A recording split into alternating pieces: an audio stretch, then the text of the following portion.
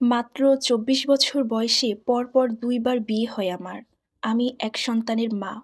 আমার ১ম যখন বিয়ে হয়, তখন আমি ক্লাস 10 এ পড়ি। তখন আমার বাবা তার পরিচিত একজন ছেলের সাথে আমাকে বিয়ে দিয়ে দেন। আমার ১ম স্বামী নেশাখোর হওয়াতে বিয়ের মাত্র ৯ মাসের মাথায় আমাদের সংসারটা ভেঙে যায়। তখন আমার ঠিকানা হয় আবার আমার বাপের বাড়ি। এই ধাক্কা সামলিয়ে ওঠার আগেই আমার বাবা আবার ২য় বিয়ে করেন আর আমার মাকে ডিভোর্স দিয়ে দেন।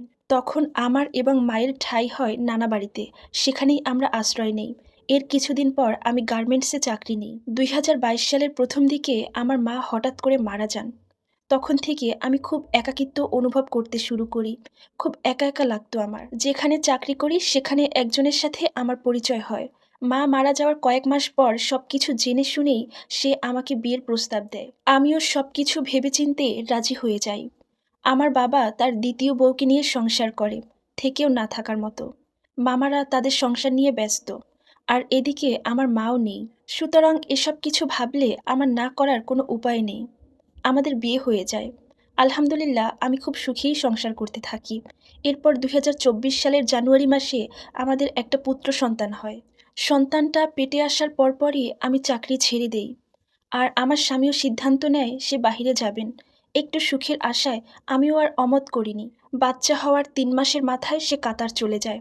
কাতার যাওয়ার জন্য তার ৫ লক্ষ টাকার প্রয়োজন হয়। আমি নিজে তাকে ২ লক্ষ টাকা গুছিয়ে দেই। যখন আমি চাকরি করতাম তখন থেকেই একটু, একটু করে টাকা জমাতে শুরু করি।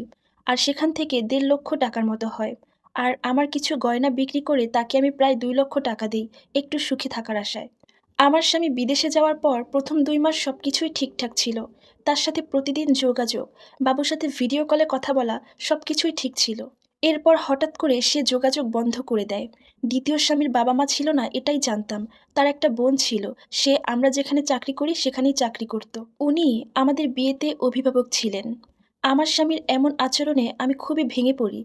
তারপর ওই বোনের সাথে যোগাযোগ করি। তখন ওই বোন বলল ওনারাও নাকি কিছুই জানেন না। ওনাদের সাথেও কোনো যোগাযোগ নেই।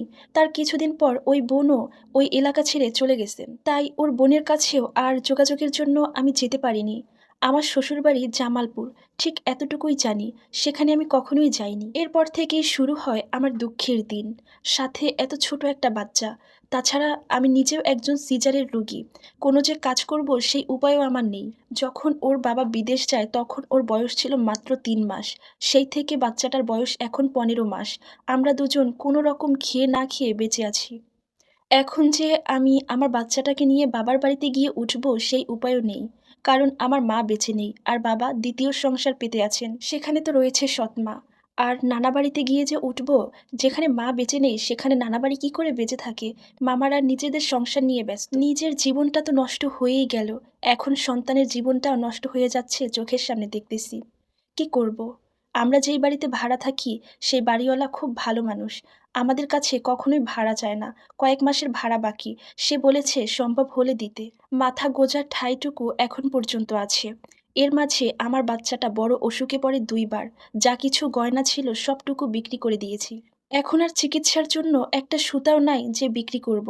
দুজনে শুধুমাত্র ডাল ভাত খেয়ে বেঁচে থাকার জন্য অনেকগুলো টাকা ধার করে ফেলেছি। তারা আমাকে টাকা পরিশোধ করার জন্য যথেষ্ট সময়ও দিয়েছে। এখন মাঝে সাঝে ২ একটা কাঁথা সেলাই করি। আর আশেপাশে যে বাড়িওয়ালারা আছেন তাদের বাসায় গিয়ে টুকটাক সব কাজ করে দিয়ে আসি একটু সময় পেলেই। ছোট একটা বাচ্চা, ওকে একা ফেলে রেখে কাজ করতে তো যেতেও পারি না।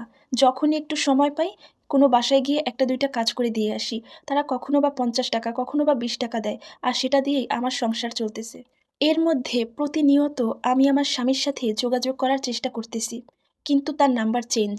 আগে যে নাম্বার ছিল সেই নাম্বারে এখন আর কল ঢোকে না। বাচ্চাটা এখন দীর্ঘদিন ধরে অসুস্থ। টাকার অভাবে ওকে নিয়ে ডাক্তারের কাছেও যেতে পারি না। মাত্র ১.৫ বছরের বাচ্চা। ওকে রেখে যে কোনো চাকরি করব সেটাও পারি না। জীবনে আর কাকে বিশ্বাস করব? ১ম বার বাবা যখন বিয়ে দিয়েছিলেন তখন সংসারটাকে টিকিয়ে রাখার জন্য অনেক চেষ্টা করেছিলাম। কিন্তু ভাগ্যের নির্মম পরিহাসে সেটাও আর সম্ভব হয়নি। মা মরা মেয়ে। ভেবেছিলাম ২য় বার বিয়ে করে একটু সুখ করব। কিন্তু তখন পরিচয় হয় এক প্রতারকের সাথে। আমি সিদ্ধান্ত নিয়েছি জীবনে আর কখনো বিয়ে করব না। ছেলেটা বড় না হওয়া পর্যন্ত বাসায় বসেই সেলাইয়ের কাজ করব। আর এই সম্পূর্ণ স্টোরিটা একটা আপুর জীবন থেকে নেয়া, যার সাথে আমার বাস্তব জীবনের কোনো মিল নেই। ধন্যবাদ।